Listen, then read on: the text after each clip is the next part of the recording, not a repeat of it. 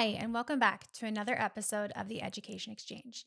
I am your host today, Sara Clawson, Public Relations and Marketing Specialist with the Tolleson Union High School District. We are on location at University High School, and we'll be talking with Jayden today. Go ahead and introduce yourself to us.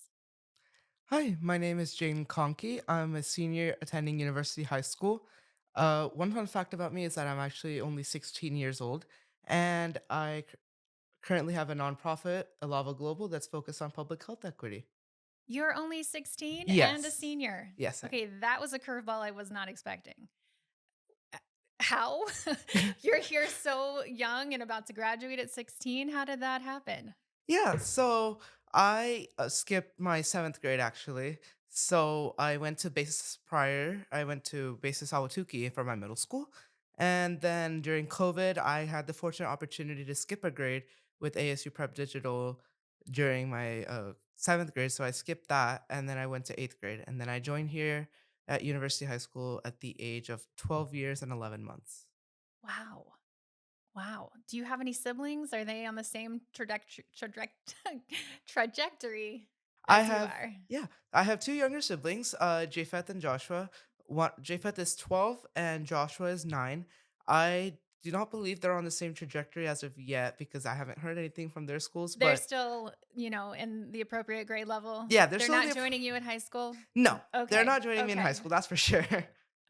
Okay. So, as a U High student, let's first talk about what your experience has been like here on the campus before we talk a little more about your nonprofit.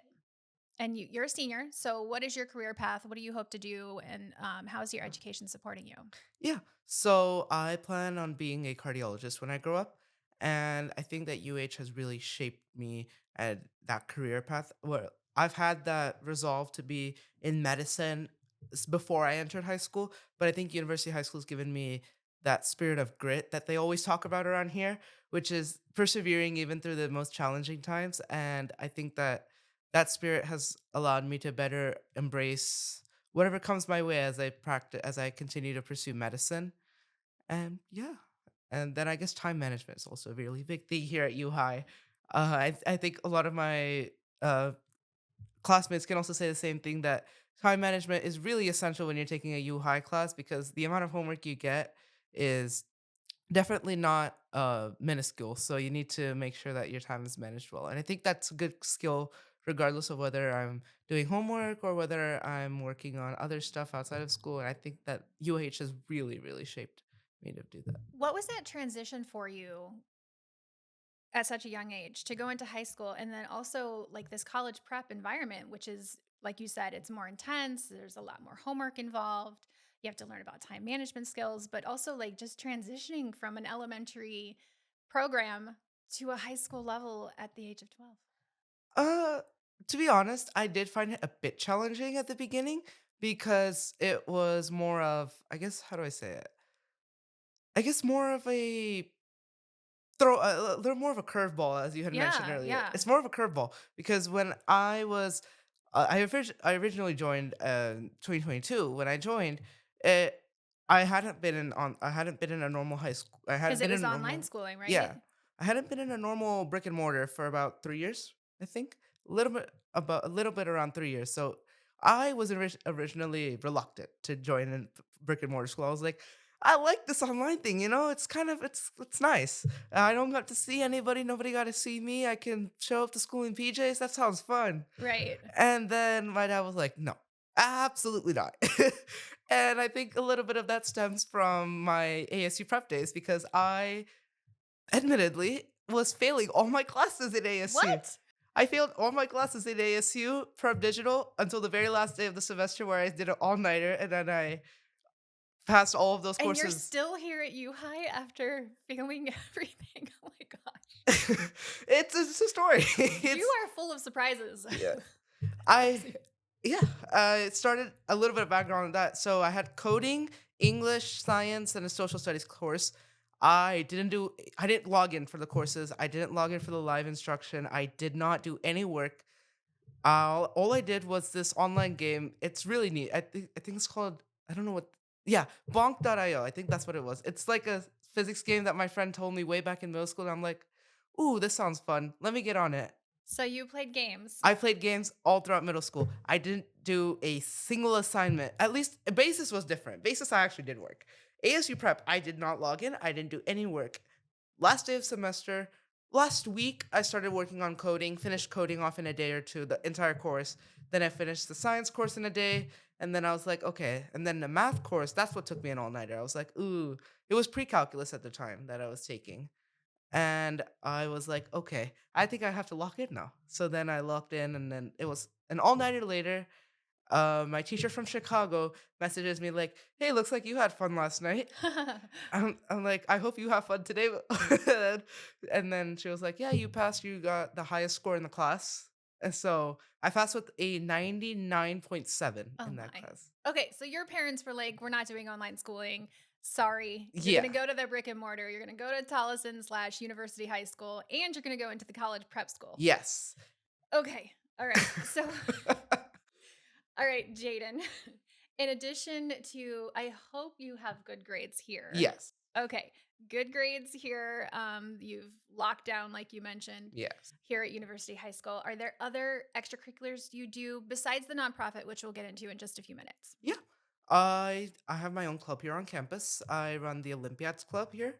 And well, I'm not the president right now. I was the founder of the club. I started it beginning of my junior year. So just 2024 August, I would say. Yeah. Yeah, just to get a community of people who wanted to participate in math and science competitions. And we've done just that. Last year we participated in three competitions mainly. Mathleague.org, which is a international competition, and a series of international competitions rather. And then we did the National Science Bowl, which is funded by the US Department of Energy.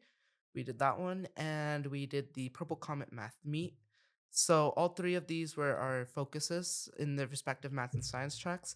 I had the fortunate opportunity to participate in both of them, and I made fifth in states last year for Math League, and I made 28th in the nation Wow. last year for math.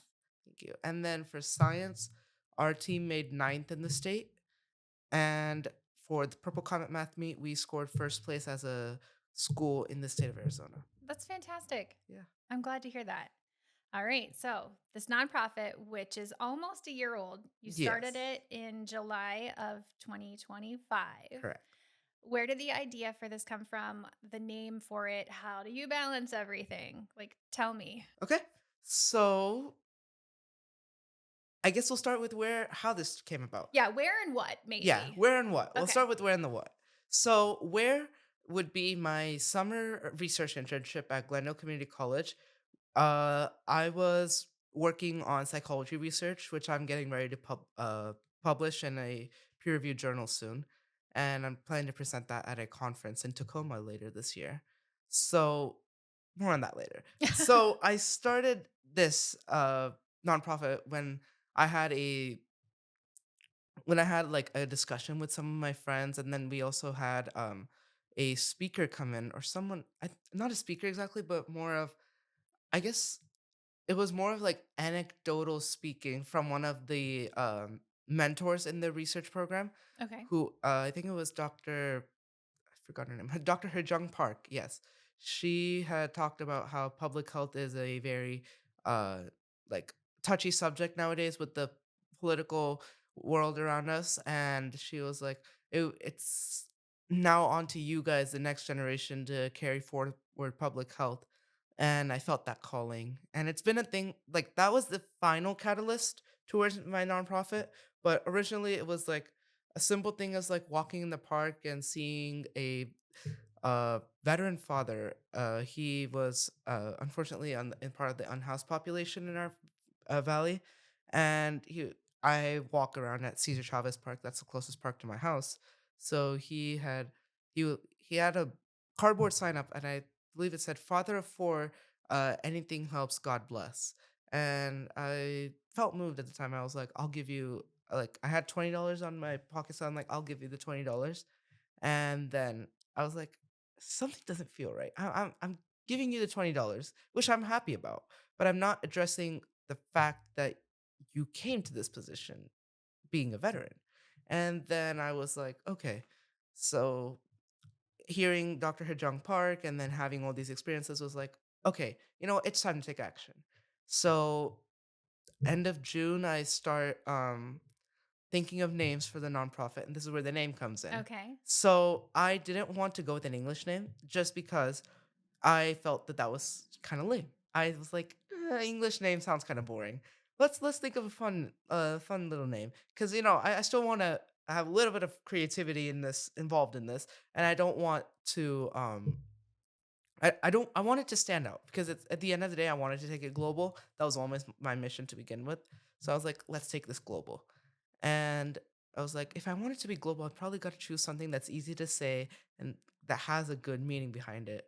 And a bunch of ChatGPT searches later, and a bunch of consulting some Korean friends of mine and some Finnish counterparts of mine, I settled on the word alava. And it's a Finnish word in the end of the day. It means alive. So I was like, we can't feel this word. We can't really understand what this means without addressing XYZ barriers in public health equity. And I say XYZ because there's so many. So I'm like, okay, let's tackle them one by one with the help of high school volunteers, and we'll start. And the whole goal is to make people feel alive. And then fast forward to July, I tacked on the global at the end of it. Alava Global started in July 2025. July 21st, I believe, was our first event. We packed uh, 100 hygiene kits for the unhoused population, and that's a direct callback to the veteran father that I had mentioned earlier. And we went. Did you stay in touch with him?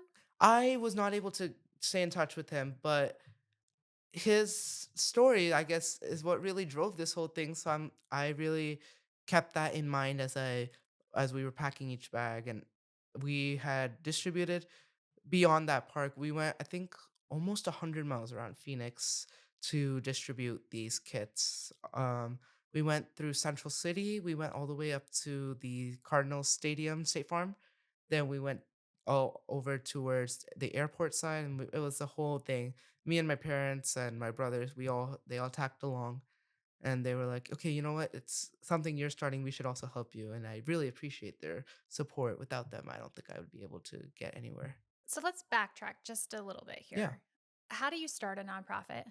I'm sure there's a lot that goes into it, including networking, funding, finding the volunteers, making sure that you have people that you trust who are going to show up and assist with this work. How does that happen? Yeah. Okay. So we'll tackle this one by one again.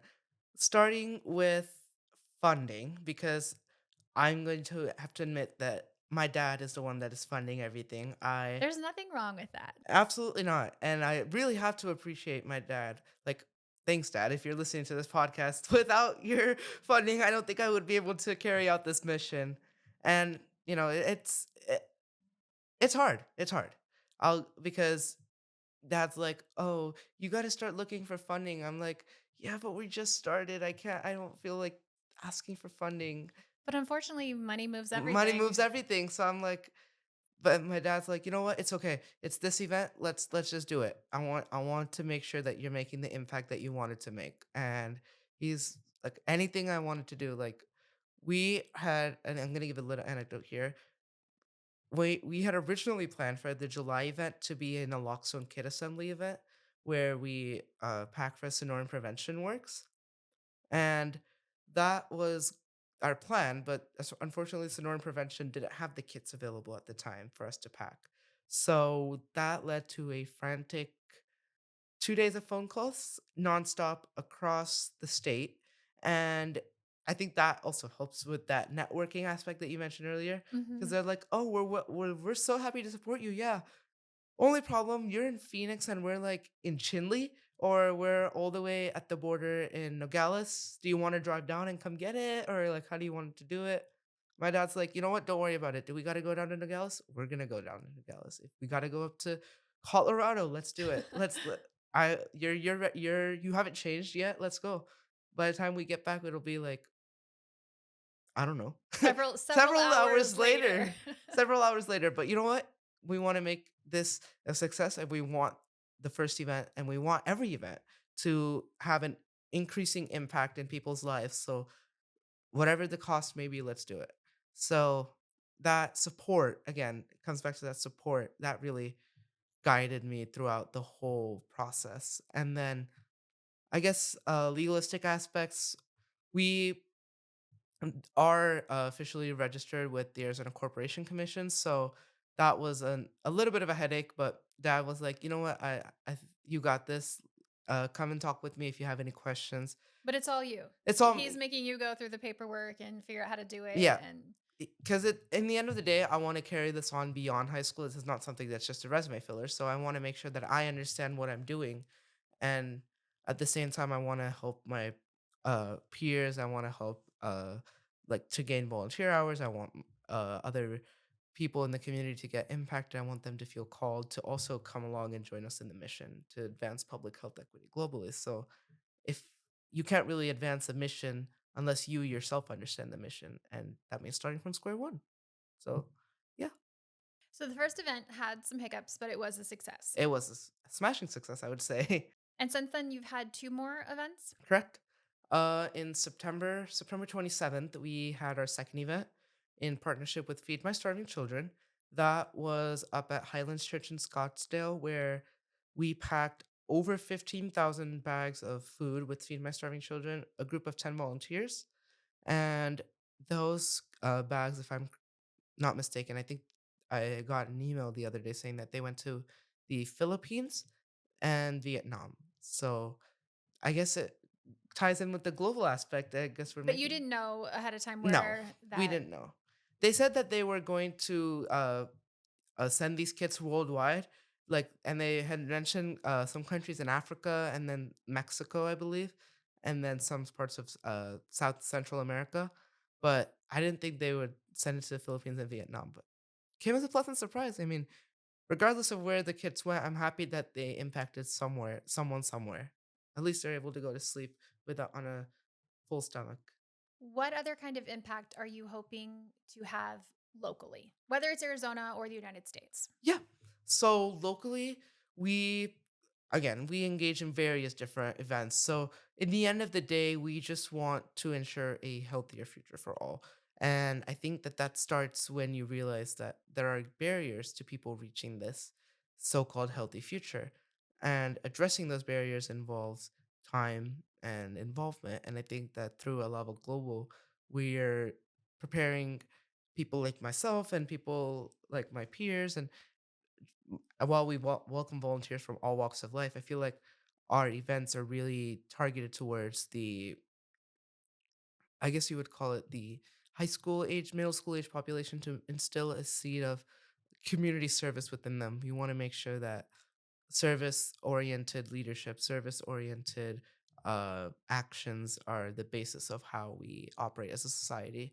And I think that'll really help with advancing public health equity. And to answering your question, I think that um, our we've had focuses on hunger so far. We've had focuses on sorry, what's it called? Sanitary and Yeah, basic human needs. yeah, I would say so. Sanitary basic human needs.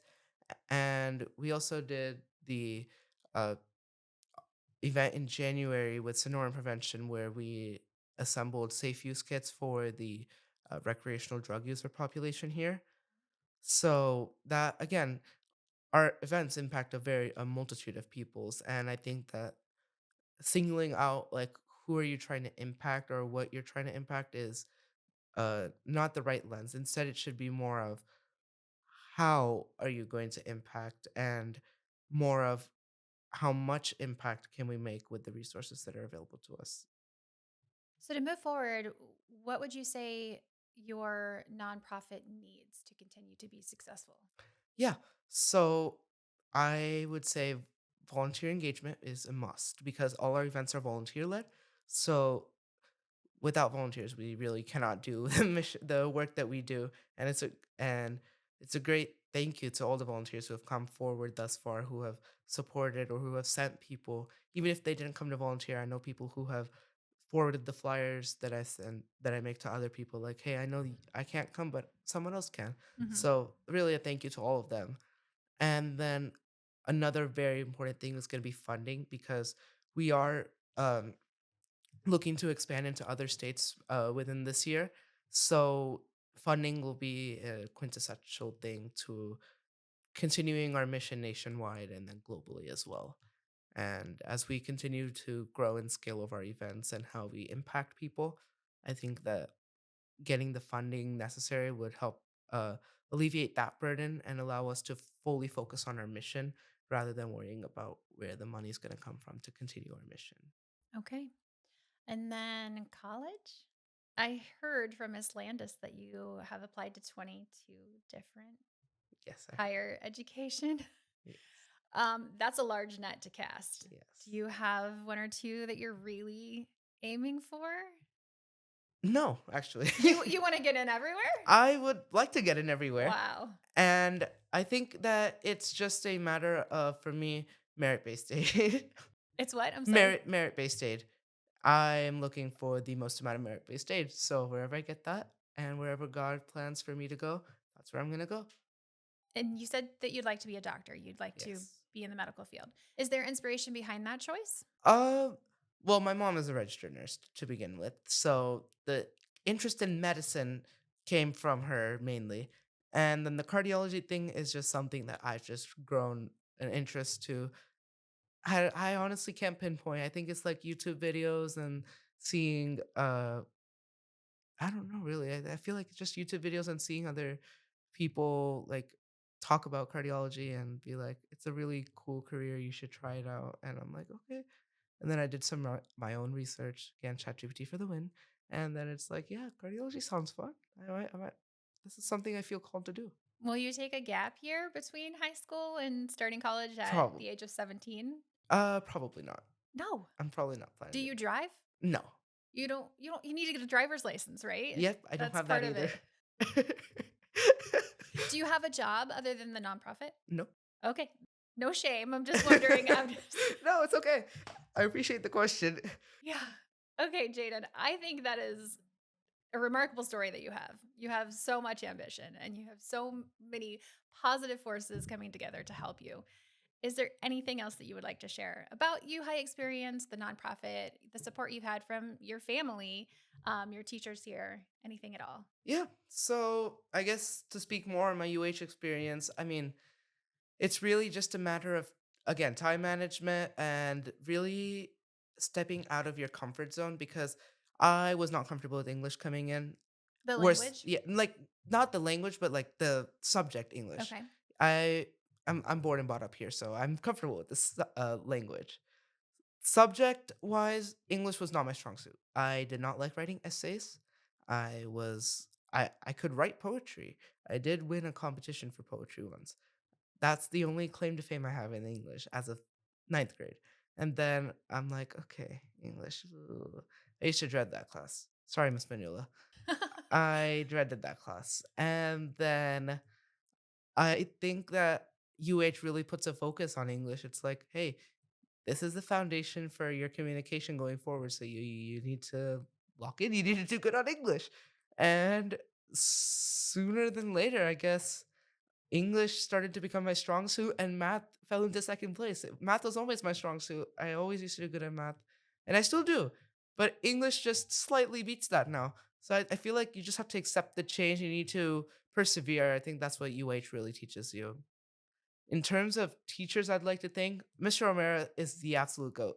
Thank you, Mr. O'Mara. If you ever listen to this podcast, you absolutely made English a blast. Your jokes on English, your admittance about how English isn't everybody's cup of tea, and how you reframed English in my head forever will stick with me. Forever. Like 10 out of 10. If anybody says anything against Sister O'Mara, you guys will face my wrath. Ooh, okay. Yes. And then another teacher I'd like to thank has probably got to be Miss Sulfavan. She was my sponsor for Math League. for the Olympiads Club last year. And while I never had a class with her, I really think that she, like, her bubbly spirit, and like every day she's like, "Hey, Jaden, good morning." I feel like even if I'm in the darkest of days, she's like that one smile, that one hello, that one how you doing. I think that really just changes the whole trajectory of the day for me. So thank you, Miss Sulfavan. You're the unsung hero of the day. And yeah, I feel like that's to UH as a whole. To parents and brothers, thank you. And to my grandparents who are actually here in the US. Thank you, Nana Matata, and that's what we call them in our language. I speak Telugu. And dad, mom, Jifet, Joshua, thank you so much. You guys really uh push me to do stuff that is way out of my comfort zone. I know I'm looking at you specifically, Jafeth, when I say this, but really you bring I guess a humorous spirit to the day, while also simultaneously challenging me and pushing me, even though you don't realize it at times. So thank you. Joshua, just keep being the naughty one you are. Uh, that helps me to, I guess, be a kid still at the end of the day. And then dad, mom, you raised me, you brought me this far, you've guided me every step of the way, and Nana Matata, spiritual guidance, 10 on 10. Couldn't ask for anyone better to give me spiritual guidance when I needed it the most. And um, yeah, that's what I have to say on that part. Okay, Jayden. Thank you, Jayden, so much for coming on the podcast today. Thank you, Miss Clawson. And thank you for listening to another episode of the Education Exchange, where we aim to enlighten our parents and empower our students. Thank you so much for tuning into today's episode of the Education Exchange. Have a question or want to be a guest on our podcast? Email podcast@tuhsd.org for more information. Missed an episode? Catch all seasons of the Education Exchange on your favorite streaming platforms or at www.tuhsd.org/podcast. Don't forget to like, comment, and subscribe, and we'll see you next week for another episode of the Education Exchange.